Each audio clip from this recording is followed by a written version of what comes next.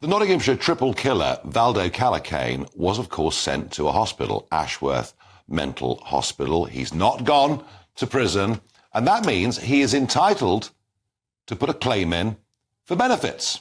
They could amount to about £360 a month. Now, it's arguable whether, if he got those benefits, the hospital would take some of it off him, which they often do in the case of people who are long-term hospital. But the very thought he can even apply for benefits, having committed a triple murder, is frankly, I think, just beyond the pale. Well, to discuss this, I'm joined by Julian Hendy of the 100families.org charity. And just before we start, Julian, in a sentence, just please tell us what your charity stands for. In 2007, my dad was killed by a mentally ill person, and I found it so difficult to get information, even though I was an investigative journalist. And so I set up the charity to try and assist families who have been bereaved as a result of mental health-related killings. And I've been supporting the families in this case.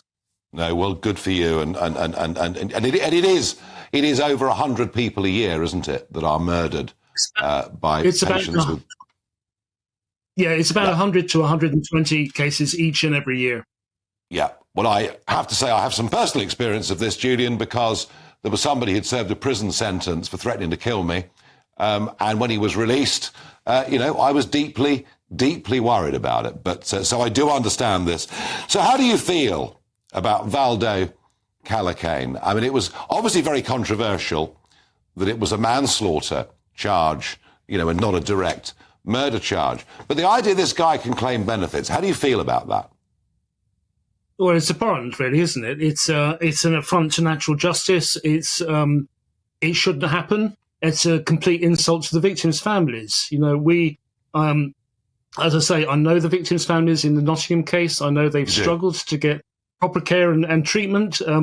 We know that sometimes the grandfathers of the children who have been killed are not allowed counselling or victim support because they're not deemed close enough relatives. So it seems to be it's one rule for the victims are very poorly served by this.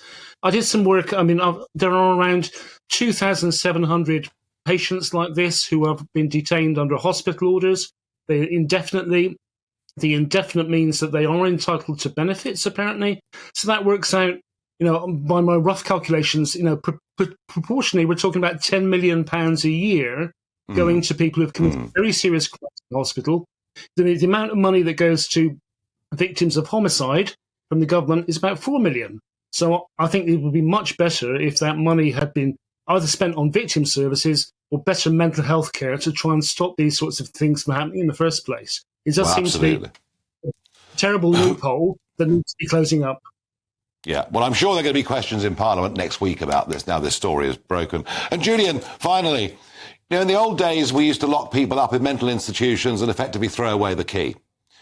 In the 1960s, we began a process of care in the community. And, what you represent with 100 families are the cases where releasing people from institutions go horrendously and tragically wrong.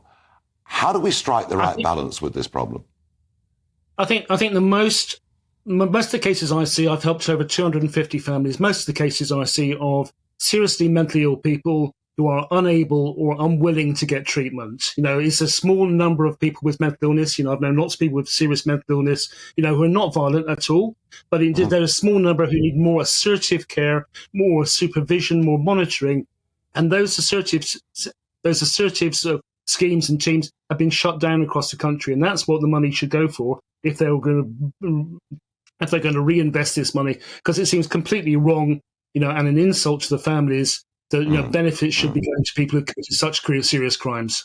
Absolutely, Julian Hendy, thank you for coming on the programme, and well done for the very important work that you do.